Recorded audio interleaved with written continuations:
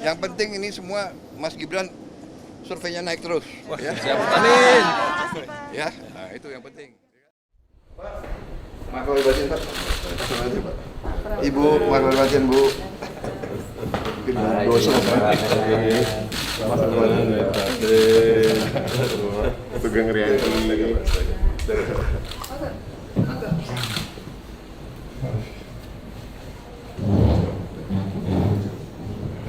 Oh itu yang itunya yang di Sumatera Utara.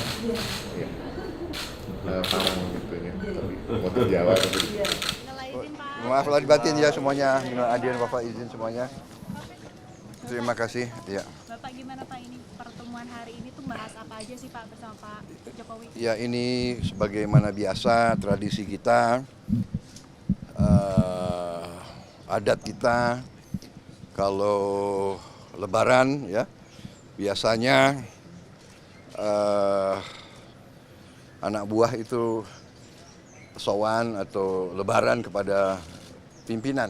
Ya, beliau pimpinan saya, beliau presiden, panglima tertinggi, saya menteri beliau. Jadi sudah saya kira berapa kali juga saya kalau lebaran ke beliau.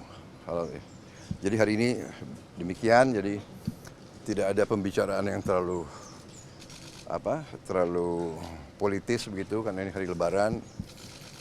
Kalaupun ada nggak mungkin saya cerita sama kalian kan begitu kan. Ya, tapi saya kira begitu ya. Terima kasih. Setelah ini agenda apa Pak? Saya mau diajak Pak Wali, Mas Wali saya mau diajak untuk keliling kota Solo ya. Dan ya saya kira demikian. Sudah berapa kali ya Pak Wali ngajak saya keliling. Ya sering. Jadi saya kira ini kesempatan juga ya. Memang pas suasana lebaran ya, saya lihat tenang. Lebaran sekarang tenang, sejuk begitu. Oke?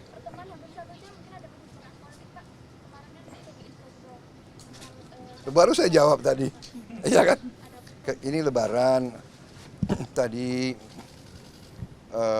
kita diajak makan. Ya, kita bicara. Saya juga lapor. Saya sempat waktu beliau di Eropa, saya juga di Eropa. Saya juga ketemu beberapa tokoh di situ, saya lapor perkembangan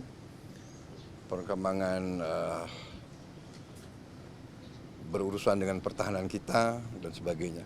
Ya, secara saya kira itu intinya. Ya. Tadi kan capresan Pak Ganjar sama koalisi besar gimana Pak? Ya namanya politik ya ini saya kira rakyat memang harus punya pilihan, itu demokrasi ya. Jadi kita lihat perkembangan, kita lihat dinamika. Yang penting semuanya berorientasi kepada kepentingan nasional dan kepentingan rakyat. Saya kira itu intinya. Jadi ini biasa dalam demokrasi ya. Ada pencapresan, nanti ada ini, ada itu ya. Ya kita jalankan lah ya. Tapi sejauh Ya. ini untuk komunikasi dengan partai-partai koalisi besar itu seperti apa Pak? Sejauh mana? Oh berjalan terus ya. Komunikasi berjalan terus. Oke? Terima kasih. Disebut-sebut kalangan masyarakat Pak Prabowo pantas menjadi didampingkan dengan Pak Ganjar Pranowo. Tanggapannya Pak Prabowo bagaimana? Tapi kan sudah dicalonkan sebagai presiden beliau. Untuk cawapresnya? Ya partai saya mencalonkan saya sebagai capres. Dan partai saya agak kuat juga sekarang. Ya? Elektabilitas Bapak lagi tinggi Oke. ya Pak? Oke. Hah? Kalau saran Anda kapan? Oh. Kita lihat perkembangan ya. Masih lama. Pendaftaran apa tuh? Oktober. Lama. Ya kan? Nanti kalian nggak ada kerjaan kalau cepat-cepat. Iya kan? Namanya Pak? Hah? Daftarnya sudah ada. Daftarnya kalian tahu semua kok. Oke. Penegasan Pak, Matur nuwun. Terima kasih. Penegasan aja Pak, berarti nggak sama Pak Ganjar gitu Pak? Nggak mau duet sama Pak Ganjar atau gimana? ya perkembangan nanti dinamika ya. Kalau tapi kan beliau sudah dicalonkan capres, ya. Kecuali nanti ada perkembangan dinamika. Oke, jangan berandai-andai. Tapi sudah Ya. komunikasi dengan PDIP, Pak. Bukan kembali lagi. Yang penting ini semua Mas Gibran surveinya naik terus. Ya. Amin. Ya, nah, itu yang penting. Terkait dengan kehadiran Pak Jokowi itu memang menarik ya. Kita tahu dari dulu pergunjingan terkait Ibu Mega dengan Pak Jokowi, dengan naik turunnya isu politik, komunikasi politik di antara kedua tokoh besar ini kan selalu jadi gosip tersendiri. Termasuk ketika masuk dalam isu paling strategis, apakah dua orang ini akan sama punya pilihan dalam konteks 2024, terutama belakangan setelah ada isu U20, itu kan menjadi kemana-mana. Ada pihak yang menggoreng sudah pasti Ibu Mega akan berbeda dengan Pak Jokowi, koalisi besar seakan-akan akan mengusung Pak Prabowo, ada Pak Jokowi di baliknya, Ibu Mega akan berbeda misalnya. Kehadiran hari ini saya pikir membantah itu semua. Dan itu saya pikir sebuah hal yang sangat positif ketika kita ingin bicara mengenai sustainability, continuity, ketika Pak Jokowi punya sikap yang sama baik sebagai kader ataupun dalam konteks sebagai sosok yang ingin mencari penggantinya ke depan, begitu. Itu yang saya pikir menarik untuk dilihat sebagai sebuah stabilitas politik. Masuk ke pertanyaan kedua, ini sangat mungkin menjadi game changer. Peristiwa yang terjadi hari ini, ketika PDI Perjuangan akhirnya memunculkan sosok yang punya peluang besar untuk menang, ketika kita baca di survei, dan mendapatkan restu dari Pak Jokowi yang kita tahu adalah seorang yang masih punya kekuatan besar menjadi kingmaker, pasti akan menjadi magnet tersendiri apa yang terjadi hari ini.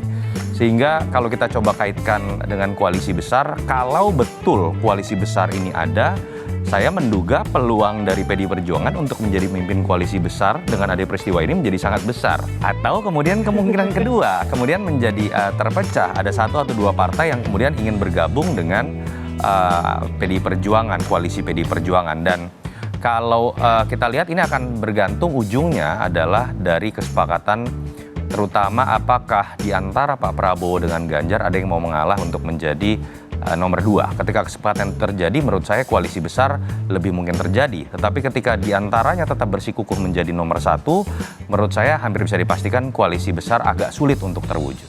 Pak Ganjar ini adalah pemimpin yang dekat dengan rakyat, selalu turun ke bawah, dan sangat ideologis. Saya ingin menegaskan bahwa suksesi kepemimpinan nasional secara demokratis adalah keharusan sesuai dengan perintah Undang-Undang Dasar kita. Tetapi pergantian pemimpin tidak boleh membelokkan keberlanjutan perjuangan bangsa Indonesia yang harus terus dilanjutkan dari waktu ke waktu. Pemimpin yang baru harus terus melanjutkan visi bangsa dan program-program unggulan yang telah dicanangkan. Ideologi negara, Pancasila, persatuan dan kesatuan nasional, serta toleransi dan kebersamaan harus menjadi fondasi sosial bangsa Indonesia.